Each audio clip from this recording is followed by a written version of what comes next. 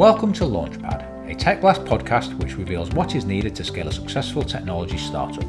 In each episode, industry players such as entrepreneurs and investors will discuss one aspect of growing a technology company and offer practical advice for scaling your business. In this episode, we're joined by Simon Benson, creator of PlayStation VR and director of immersive technology at IN4 Group, operator of Innovation Hub Host. Host has already cemented the Unity Centre of Excellence at MediaCity in Salford Quays and is now launching GameTech 365, an immersive campus and community to support the video game industry in the north of England. Today, Simon and I will look at the evolution of this multi-billion pound industry, which today far outstrips the film, TV and music industries combined, profile his own career, including the origins and execution of PlayStation VR, discuss how he has designed GameTech 365 to harness the abundance of game talent in the north, and offer tips to aspiring video game entrepreneurs. Simon, how are you doing today? Good, thank you. Yes, good to be here. Very exciting guest for myself as well as the listeners today, as a user of PlayStation VR and a bit of a fanboy of the PlayStation. I'm really looking forward to picking your brains today. Best console in the world. I have got an Xbox as well. I should say. Second best console. Well done. Let's look at the game sector as a whole then. So I started out, I've still got an Atari 2600 set up actually, but that was my first computer, which was passed down to me by my dad. I had a Commodore 64, but the games industry of today is very different from the 80s and the 90s, isn't it? Do you want to just give us a little bit of an overview on how it's evolved? Sure. Well, for a start, it's now an industry. So I think back then it was pretty much a hobby in a lot of ways. You hear a lot of founder stories of people that, used to make things themselves in the bedroom, and that's what ended up being the content that we all have maybe fond memories of from those days. And again, lots of people I know from the early part of that industry said it was a very difficult conversation with their parents when they were like, this is my career, I'm going to make video games. And they're kind of like, well, that's not a career, that's not a job, that's just a hobby. And they're like, well, I'm going to go for it. So it's radically changed since them days. And I mean, on all fronts in that regard. And, we almost still forget that the game industry is still a very young industry in a lot of ways, but it's been on an amazing journey from that, thinking like sort of like 20 odd years ago, there wasn't an industry. And now there's this massive, massive industry of the scale you mentioned, bigger than most of the media industries added together. Is phenomenal. And again, it's been on such a journey with that. It used to be the case that you could make a game on your own, and then it went through a spell where you couldn't make a game unless you were as a team of about 150. And now we're getting back to the point where you can probably make a game on your own again. So it's a really interesting journey, but it's been a fascinating thing to be part of. And again, you just find people in this industry just tend to be driven by a lot of passion. People tend to come into this through their own passions because they're typically a video games fan, a creative, whatever it is. And that passion is an amazing driving force, and it's a pleasure to be part of. Any job I've ever worked in, a studio or whatever, to be surrounded by that on a daily basis is just the best fuel ever. And it's really motivating and really communal. So it's always been fantastic there. I mean, we started out with sort of bedroom coders in the 80s, mail order catalogs where people would order games from. You pick up a cassette in maybe WH Smith or the local newsagent. But then when we got into the consoles in the 90s, there was a massive capital outlay that was needed for cartridges, for example. And I remember talking to some prominent people from the PlayStation era as well, and who'd grown up with the 16-bit consoles. And they said the goal was sometimes just to sell enough games to stay in business to then make your next game. And as you got into the CD-based systems and CD-ROM-based systems, your PlayStations, etc., the development teams grew, didn't they? And when you say it shrunk back down again now, why is that?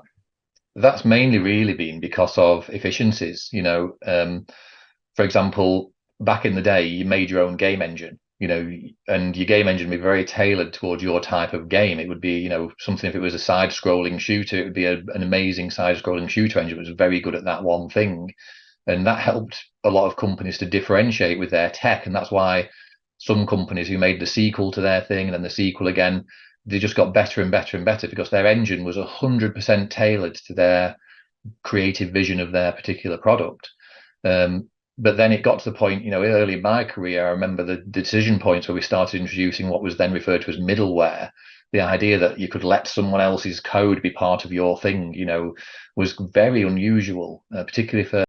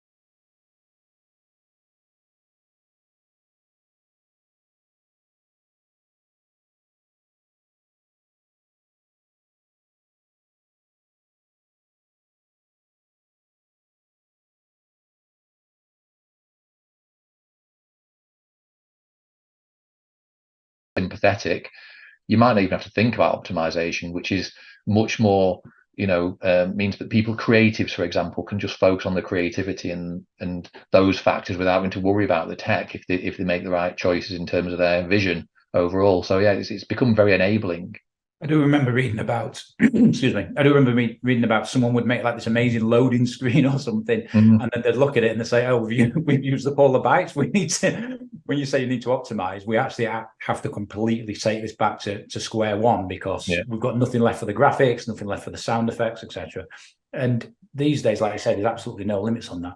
But if you're going to step away from the practicalities of coding and development, how has the industry matured in other ways? Because, like I say, it's still a young industry, but it's actually growing up. You've got Team 17, has been on the stock exchange for a little while now. I remember talking to Debbie Bestwick about how they were trying to empower the next generation of aspiring video game makers to publish their titles, as opposed to just being known as a Worms developer, which is what they were before. Now, how has the sector as a whole kind of matured as a business? Yeah, I think definitely we've seen, going from the extent of people that made video games being sort of like recognized as that's the studio that make that game or whatever, and be quite isolated to that, to this idea now that the sort of mega studios, you look at your EAs and all the rest of it, where there's ability to pull together resources from all over the globe to make something, which would have been unheard of once upon a time. The idea of having a distributed team. People are like, no, you've all got to sit in the same room, and that's the only way it's going to work. But actually, it's now, you can see how things can be structured, and obviously sometimes now we have games that take 5 to 10 years to make, whereas once upon a time it would have been out of the question for something like that. So the processes, the environment, the funding, everything's evolved around this. And as you mentioned before about the actual physical product, the cost of goods has radically changed. Once upon a time, back in my day, you'd buy a video game and it would come with like all sorts of big chunky manuals and things to read, and sometimes little artifacts and stuff in there and stuff like maps and stuff like that. Nowadays it's all cut right to the bone almost, in trying to keep that cost of goods down low so that we can make the cost of the game as accessible as possible. So you very rarely see a manual, you very rarely see a piece of paper in a disc box anymore, and we're even seeing fewer and fewer disc boxes. It's all going digital, so there's so many factors affecting things. And this idea now, we've got these large publishers, and we've got developers, and we've got indie developers, and all these different tiers of that, but we've got huge infrastructure around that, whereby a developer doesn't have to have their own quality assurance teams. For example, you can just find a QA service specifically designed for the games industry, offshored. You can find localization services offshored. You can find any form of development and art. All the pieces are there at scale, giving people lots of choices about how they go about constructing a game. So it's no longer about just finding a load of skilled people, put them in a room together.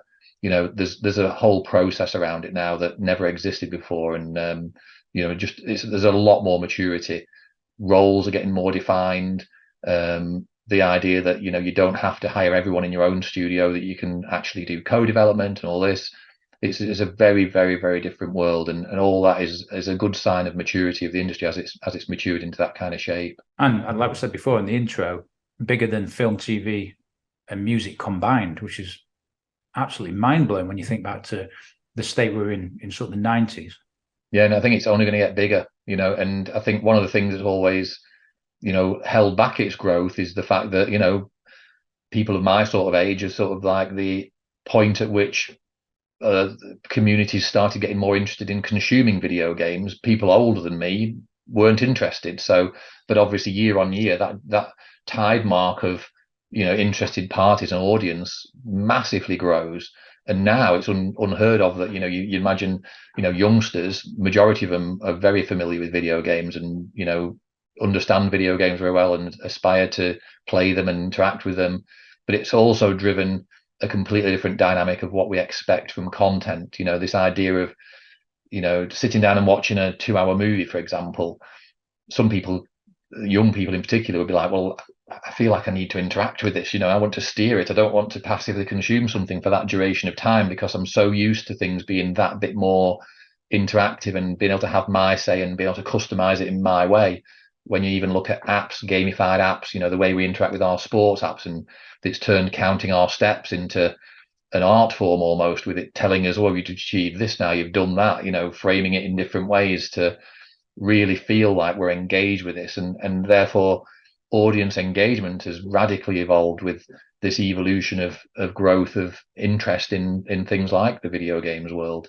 And like I say, which means you can only ever see this future expansion being huge for anyone involved in the world of video games or game tech or all that side of things. The demand is just growing and growing. But also the people who are in business and industry, I mentioned Debbie Bestwick, but it could be people in any other kind of business. They grew up with video games now. So people understand it. It's no longer something that the kids do. It's integrated into our society. Let's go back to the start of your career then. So when you say at my age, how old are you? I'm now 49, 50 this year. So yeah. Congratulations. When's your birthday? In November. So not far off. Doing anything? I was going to say, you're doing anything nice? Hopefully a family party. So just want to get everyone together. It's always good to get everyone together while we can. I think lockdown's taught us enough about the value of that. So that's my only plan, is get everyone together, and we'll get us all in a room and we'll all just spend time together as a big family. Yeah, I missed my 40th birthday celebration in Barcelona with my friends because of COVID. This is the thing, isn't it? Yeah, so it's a shame, but yeah. Yeah, so if we go back to the start of that early career, you started out not in games, but in a very different kind of immersive technology, though.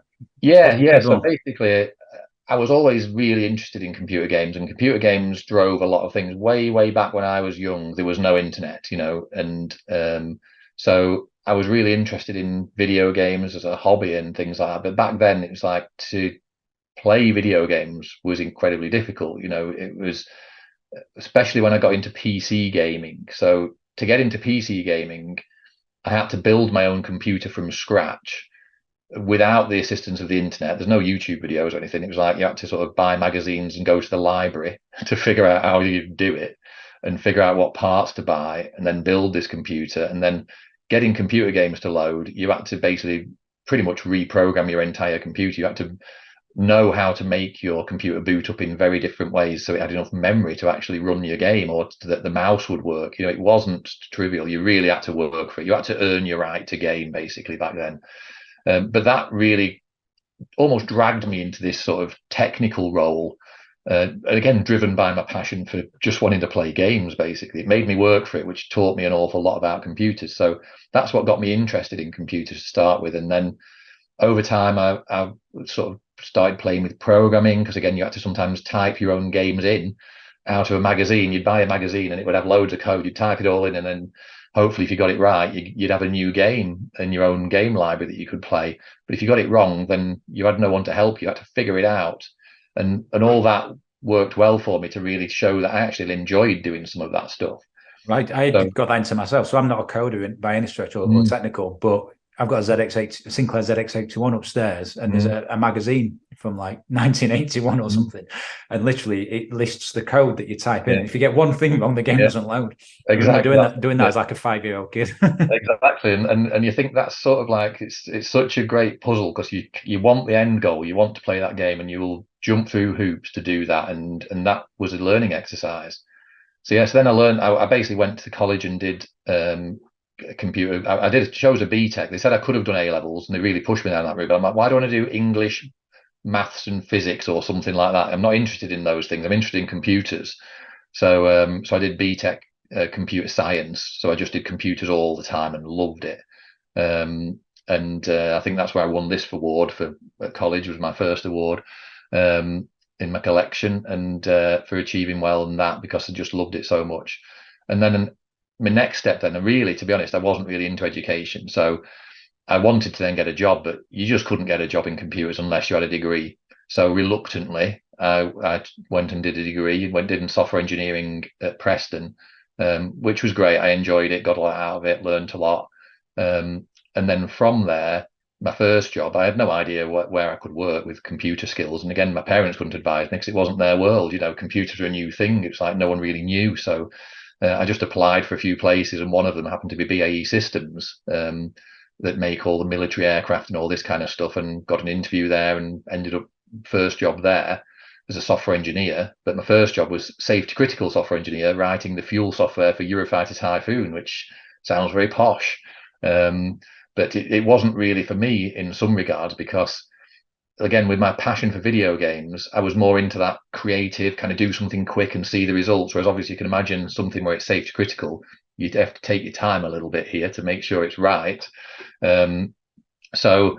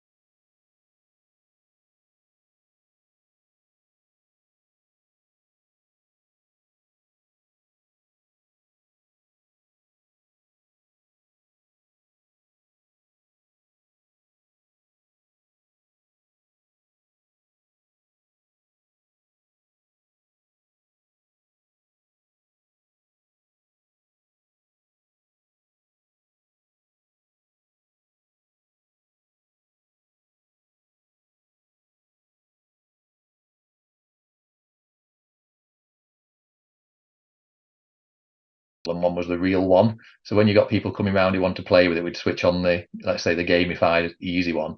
But if you put them in the real one, then most people, it's very, very difficult to get the car to actually not stall. And or if you do get it to not stall, you'll literally just wheel spin sideways or something, because of the complexity you would not believe. I mean, yeah, take my hats off to the pro drivers. There's a lot more to it than you think. It's certainly not like the video games. And then we come on to, here's my prop. Hey, Evolution Studios, makers of MotorStorm, Pacific Rift in this case. Take us on that journey with so Evolution Studios. Yeah, so I was in my little world of military simulation, having fun and all the rest of it. And one day the doors opened and in came a game developer studio. We were making the real Eurofighter. They made the Eurofighter Typhoon video game. And it turned out they were just down the road. They were based in Warrington, and I was in Preston. I was like, hey up. So they wanted to see how we did simulation. We wanted to see how they could possibly cram so much into, one small PC. The PC that they got their entire game to run on, which had all the graphics, the sound, the AI, you name it, all run on one PC, and they managed to make it with just a few people in a room. The computer that just ran our joystick was more powerful than their entire thing. The computer that ran our sound was more powerful than all their things. And we're like, how do they do it? So we had this technology exchange program to learn from each other. But obviously, I was having this massive carrot dangled in front of me thinking, that's their games, guys. This is brilliant. And I was absolutely fascinated in how they could possibly do whatever we did, but get it to run in such a small performant PC. So yeah, that's when I decided to move on, and moved on from simulation, and moved into the world of video games. And they just set up Evolution Studios at the time. They'd actually just moved on from DID, which it was at the time, that had been sold as a company, and they'd set up a new company, Evolution Studios. So I joined them at the very beginning, which was great. So I got to see an indie developer studio from the outset, from the very initial starting point. And our first games were World Rally Championship. We had a relationship with PlayStation to do a launch title for PlayStation 2, which was World Rally Championship. And again, I was in my element because it was a driving simulator, and I'd just been doing that. So that was great. And got to do all that. Started as a programmer in the video games world. And very quickly, as we grew the studio from a handful of us year on year we grew more and more and more. And I think every year we made a game. It was obviously annual iterations of World Championships. And learning how to make a game a year is an art. You know, it's not what I'd wish on anyone, but it's an art. But yeah, we grew the studio, and so it was like every year I moved up a notch, went into managing the programming team, then leading, and then eventually producer, and running the whole team. And at points when we got beyond the World Champion, moved into MotorStorm, and MotorStorm was a PlayStation 3 launch titles. And for anyone who's made a platform launch title, it's making a new IP and something on a new platform at the same time is let's say it's an art. But it's certainly challenging, but it's fun. But yeah, so we went and made MotorStorm. At the time we were making MotorStorm, we'd grown the team within 5 years. We'd grown the team from a handful of us, 5 people to 180 people. That's some serious growth.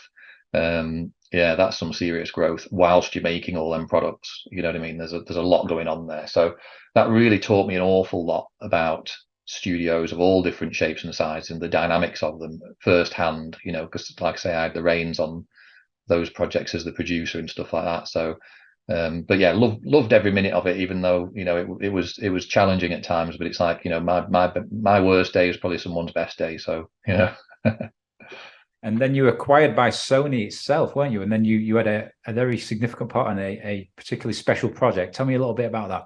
Yeah, so basically Sony eventually acquired Evil Twin Studios. So even though I sat at the same desk, was suddenly a PlayStation employee, which was great. And then with my background in tech, again back to that simulation point, within PlayStation, there's suddenly a lot more opportunity for no longer being just an indie developer studio whose job is just to make this one game or whatever, but we could look across the entire business. And PlayStation and Sony itself is a fantastic organization in terms of how dynamic they are. It's if you want to talk to anyone about anything in any division, you can just pick up the phone and talk to them, and things get done. And it's a great organization for that. So I had this sudden opportunity that my world had just opened up. So I got involved as a technologist to look at what could be possible, because what we actually did at the time, we made a version of MotorStorm Pacific Rift, actually, of all things, that was actually stereoscopic. So that's the 3D technology you might remember from like 3D cinema, 3D TV days, stuff like that. This was before 3D TVs were launched. So we showed it as a concept. And that was with a good friend of mine that I brought over from the simulation world, Ian Bickerstaff. We worked together in simulation, and brought him over into the games world, and we sort of partnered up on this kind of stuff and did a great job. And so we made this stereoscopic version, showed it to the higher echelons of Sony, and they were kind of like, good timing, because we're about to launch 3D TV, and this would be a fantastic content category to support video, to support the movies and all the rest of it. So because we knew how to do it, we were given the role of, okay, make it so. So we worked across all of the PlayStation areas, and again, working closely with the movie people from Sony movies and all the Sony pictures and all the rest of it, to really come up with a launch plan for 3D gaming on PlayStation 3. So we put the quality control procedures in place, because we know that, again, PlayStation itself is a very consumer facing platform, not like PC world where people can maybe have a bigger threshold of understanding of technology. People just want it to be easy on PlayStation. It should be accessible. That's the whole point. Take advanced tech and make it really accessible so people can just plug it in, it just works. So it's more important to make sure that the quality bar for 3D was very straightforward on PlayStation. So it was a lot more effort. We got that sorted. We put a procedure in place for all that. We trained the developers how to make the content. And within 6 months, we had 10 pieces of content ready to go to support the launch. And, it was great. And it was a big success. I think we eventually had over 100 stereoscopic games, all to a really high degree of quality on PlayStation. It was a real flagship launch really for a technology. It was very, very well done. So even I do say so myself. So very proud of that. But we also said that really that stereoscopic technology was only a stepping stone. Just like if you remember the PlayStation Moves, the motion controllers, the days of that was just really a stepping stone for what people really wanted, which was this idea of full immersion gaming. I always say it's like the Star Trek holodeck. That's the ultimate vision, that I'm in my game and it just feels as real as I want it to be. And we always said that virtual reality was a step further along that line towards that Star Trek holodeck. And one day we had to stop talking about it as a concept because actually we kind of made it, and we had something working and it was amazing, and we were really, really amazed by how good we managed to achieve it to be. And this was way before the days of Oculus Rift and DK1s and Palmer Luckey and all that kind of stuff. In fact, very long time ago, I offered Palmer Luckey a job when he was still a student. Before Did you indeed? His life would have been very different. But yeah, so we had this concept of we made a virtual reality thing. Again, we showed that around Sony. Again, using the contacts we built when we did our 3D gaming related stuff, we were pretty well connected internally, internationally across the PlayStation group and across Sony, and it was very well received. So we started work on that. As one of the founder members of that, we started work on really realizing that.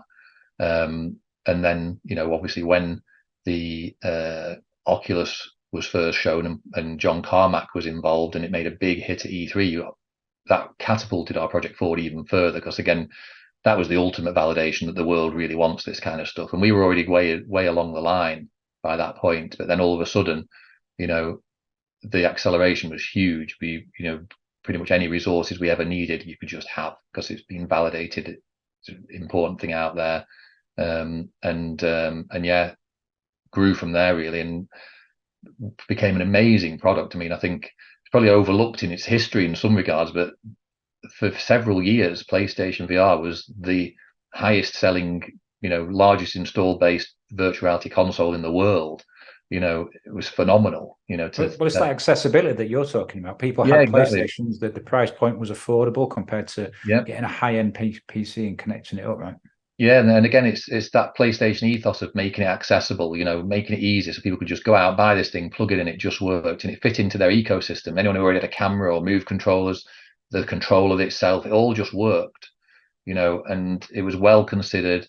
It was really difficult to get to that point. Don't get me wrong, getting something like that to be so successful at its launch, because you were making something that's never been done before in consumer space. It's a bit like, when you think about a VR headset, it's a bit like an item of clothing. It has to fit properly on everyone's heads in the world.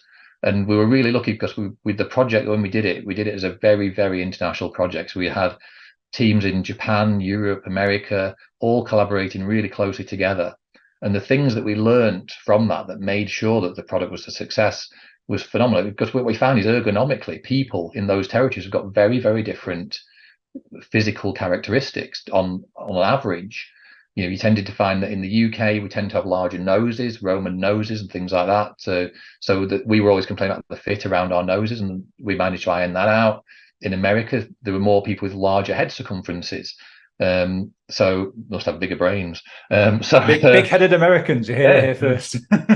but so we managed to fit for that. And then obviously in Japan, you would often find in an Asian territories, a lot of people don't like pressure on the cheeks as much. But these things we would never have discovered if we hadn't have had this, fantastically international development team, and lots of opportunity again to take the headset to shows. When you think about the way most products are made, you sort of make it in 6 months, you advertise for 6 months and ship it. Well, PlayStation VR, we're taking it on the road and showing it loads of shows, loads of times over many years, and that gave us a lot of opportunity to really show it to people, get proper feedback, and it was a huge success as a result of that. And again, PlayStation VR 2 out now, and very, very impressive piece of hardware. And like I say, I've got so many fond memories of my time at PlayStation and the way PlayStation itself functions. They're an amazing business and they do an amazing job, and I'm still a big PlayStation fanboy, as you can probably tell. So you took all those skills, going to trade shows, building products from scratch, and you took them into IN4 Group, which is the operator of Host, which is where you are now. And you've designed Game Tech 365. Just tell me a little bit about what you're trying to do with that. Yeah, so again, I always have this big passion for the ecosystem of the world of game creation and things like that. And it's quite apparent that in certain, in the UK, everyone just thinks it's all in London, or at least this was the view, in the same way that typically, certainly up here where I live in the north of England, If you are passionate about wanting to go into the games industry, people can't see anything that shows you there's a front door there for you. So most people either assume that it's only in Los Angeles, it's all made in Hollywood, or if they do know something about it, they probably think, well, it's probably in London. But actually, there's such a healthy industry and all over this country. In the north of England in particular, there's huge business, huge video game. Like you mentioned, Team 17. Well, like one of their studios is at MediaCity in Manchester. And they're based up north here. Rockstar. All Wipeout made in Liverpool. There's so much, but people just don't see it. So I was always really keen to really sort of shine a light on this and say, well, individually, all these different businesses want to be known and want to let people understand it, but they all try to do it on their own. So let's try and do something where we can collect them together in some way and give them a central voice. So I was really keen on working at MediaCity because I think MediaCity had an objective of obviously being a new media epicenter for the UK outside of London. So it had that reputation already, but really from a broadcast perspective. But actually, as we know, our audience is evolving. Broadcast, is evolving too. And when you think about a TV show, most of them have got an app now that goes with it that you interact with. So everything's turning into this gamified world. So I was really keen on doing something where we can basically build a new epicenter at a place that's designed for it, for game tech and for all that future interaction thing, to redesign that and give it an epicenter that's has got a huge catchment, so we could catch the breadth of the north of England and things like that, and basically have another centre outside of London that's equally has the reputation and the understanding of its quality and its output. So that's really where it started from. And the great thing was I met up with Moe Sapp, who's the CEO of IN4 Group, and he had exactly the same vision. He was so into this. We're like, right, we'll do this together then. Let's get on with it. And so we set off on that journey, and it's been a long journey, but we've done some great things now, and it's really gathering a lot of momentum. We initially start off with Unity Centre of Excellence. The first one brought into an established ecosystem. There's only about 7 in the world. We had one in Manchester straight away. So Unity, just for the listeners, is one of these game engines that you're talking about, which basically powers like 60% of the world's games or something. Exactly. Right? A majority of video games in the world are made using the Unity game engine. It's not something you often see on the surface of it, but it's underneath the surface. It's huge. And therefore, the credibility of starting there was phenomenal, with such a, major backbone of the industry being brought to MediaCity. It was phenomenal. So that was where we started, and we built from there. We knew full well that one key part is skills. If you don't have the right skills and people trained in how to make video games and how to use game engines and all the rest of it as a foundation, then no business can really grow. And we already see that there's a huge skills shortage internationally. There's a skills shortage when it comes to game and engine and game tech skills.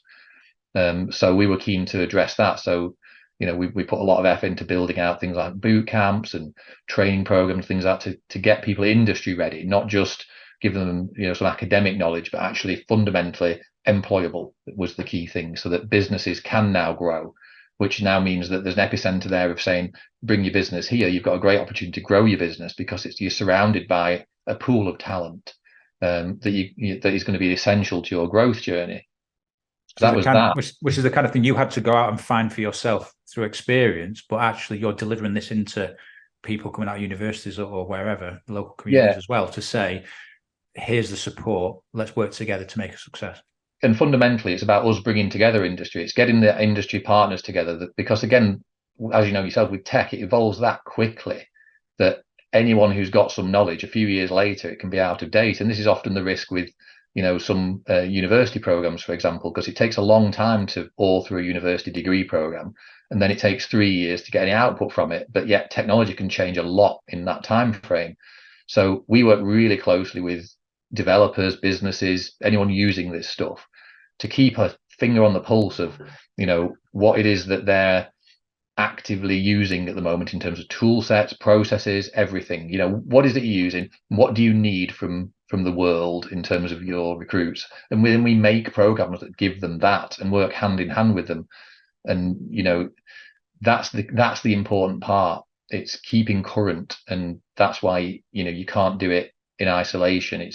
It's a case of convening a community to make that happen. And that's what got us to this GameTech 365 vision. GameTech 365 really is a community, the whole point. And we did a lot of research into the indie developers in particular, and anyone who's building companies that utilize game tech as their primary point of value within their business. And there's a very good startup rate. There's something like over 500 typically started up in a year, but they don't have that great a survival rate long term, or a scaling rate. A lot of them stay to about 4 people, a very large, like you're talking like 90% stay to about 4 people in scale. So clearly struggling to scale. Quite a lot of them don't make it, after a year or so, but they have a good run and then they don't make it. So we looked at all these problems and like, right, okay, what do we do about this? How has this been mitigated in the past? What have the successful ones done that's different? The successful ones typically say, the reason I was successful is because that guy over there in the corner told me this guy that runs that company over there helped me out with this bit, basically peer-to-peer support. Because again, going back to that point about the video games industry not necessarily being as recognized because of its age, politicians didn't necessarily recognize it as much because they weren't your typical audience for video games. They were older people, all the rest of it, hadn't engaged with games. So the government didn't really put a lot of support into video games and creative industries in general. It's starting now. Now we're starting to see that. Now it's great. You can talk to some politicians now who grew up as gamers and they're all over it. They get it. But that's very rare. That's like the last few years. But up until then, most businesses that started in this space had no support apart from their friends in the industry, peer-to-peer. So what GameTech 365 is all about is trying to make something out of that, put a process around that so that we can make that peer-to-peer support be a thing that is easily managed and handled, so that people that do want to give back, that can be done in a way where it's more targeted, say, well, actually, there's these people over here, and we can do the introductions and connect people where there's a need and where there's a supply. We can put that together and build something more than that, and actually reinforce that natural thing that has been the surviving factor. And again, a lot of other businesses tended to fail for a few key reasons. Obviously, many game studios are creatively led from the outset. Someone's got this amazing idea that they want to see through. That's what gets them together. The passion drives them. They form a company. They get on with doing it. But sometimes, because they're more of a creative person, they're not necessarily as much of an entrepreneur or a business person. And often it's the case that a few mistakes could be made in the structure of how they do the business. Maybe they give away too many shares early, or maybe they sign a bad contract that's tied them up in knots for a few years, or steals all their IP off them, or whatever it might be. So that tends to be the thing that makes them not grow or makes them not scale. So we just want to put that in place and say, right, we'll put together something, this community where everyone can help each other out, but equally some of the key things can be targeted, some key support, get everyone up to speed on how their business should be structured, get everyone up to speed on what is and isn't a good contract, give them a forum where they can ask, and experts can guide them and facilitate their journey through their first formative years to help them get over all them humps that many people have identified, and they're actually quite well-known things, but not easily spread around. So that's really what GameTech 365 is all about. Getting that community together, so that our industry itself can really flourish off the things that it's great at. So I'm an aspiring video game entrepreneur. Give me some rocket fuel. Give me a few quick points in 30 seconds, which I can take away today and apply. Yeah, so I'd say the most important thing I always say to everyone is know yourself first, because we all enter this journey of making a video game or whatever, or forming a studio based on some passion that drives us. Embrace your passion, but also understand your limitations. You often find that, the things that you're good at, if you spend time on them, you'll get even better at them very, very quickly. But the things you're not so good at, say you're not a very good salesperson or something, and that's part of your job now because you're running the company, you've got to go out there and sell yourself. If you're not very good at it, it'll take you 10 times as long to move that needle one notch. And if you put that same effort into your creative side, you'd probably in the same time, you'd move that needle 10 notches. So play to your strengths, ignore your weaknesses, supplement your weaknesses with others that have got strength in those areas. And everyone can live the best lives, and you get a supercharged studio. That's the important thing. It's knowing yourself and also thinking about how your journey might evolve as you scale the company. When you start off and there's just you and your mates doing this thing and you're all in your own little roles and you're all very happy, but your aspiration might be, I want to run a mega corporation. It's like, think what a mega corporation is really like. You're going to spend most of your time in board meetings talking about share options. Is that what got you into the industry? Would you be happy? If not, get someone else to do that bit and stick to your guns and do what you do best. And you can still end up doing very well for yourself, but you'll have a happier and better journey if you're true to yourself. So that's my one thing, I think. So let's finish on a bit of a personal chat. Tell me something about yourself that would surprise me. So I guess I go for my brother. My brother's an interesting one. So me and my brother, again, we went on a very similar journey when we were young. So we were actually born in the same year, but we're not twins. But we both went to the same college, the same university, did the same courses, followed this kind of life. Now, when we were kids, because who's winning, Simon? Who's winning? That's what we need to know. Well, I couldn't possibly say. No, we're obviously we're both happy in life, and that we're all winners then. So, but yeah, I mean, we went slightly different routes. So I went the game route. He's now a VP of big tech, does all the sort of like big data stuff and AI and all that kind of stuff. So different paths now. So he'll probably rule the world one day because of all that stuff. We all know what's happening there with AI. So, but when we were young, because like I was born, so he was born in the January and I was born in November of the same year. So if you ever seen the film Twins, when they have like Arnold Schwarzenegger and Danny DeVito babies together, that's kind of what we looked like. We were dressed the same, but like he was clearly a big baby and I was a tiny little runt baby basically, and that's my heritage. But I've done all right since I'm now 6'3", so, and the tallest in the family, so I've overtook. Is he already turned 50, has he? Yeah, he's already turned 50 this year. Yeah, so he had his 50th at the beginning of the year. Yeah. Who's going to have the best party, him or you? I'm going to have more people, but that's because he's moved down to Oxford. You see, where I'm. Boo! I wanted to do one of them DNA tests, and it pretty much said you have never left the north of England ever. So I thought, well, that explains everything. That explains, even though I've had a big international career, I've always managed to do it without leaving this area, basically. Good on you. Well, listen, it's been an absolute pleasure. It's a shame we don't have more time to go into things like the fact that you had a Dragon 32, not a Commodore 64. We haven't got time for that. And also sharing your plans about IN4 Group's, Game Tech 365, the community you're looking to build in MediaCity. And yeah, some great tips for aspiring entrepreneurs. It's been an absolute pleasure. No, pleasure too. Thank you very much. If you've got any feedback on today's episode, scribble it down on LinkedIn, X, or YouTube, or drop us an email at podcasts@businesscloud.co.uk.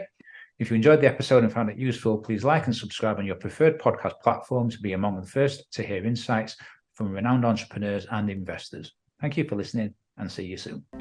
Launchpad is a Tech Blast podcast produced in partnership with Pan-European B2B tech PR and communications agency Taito.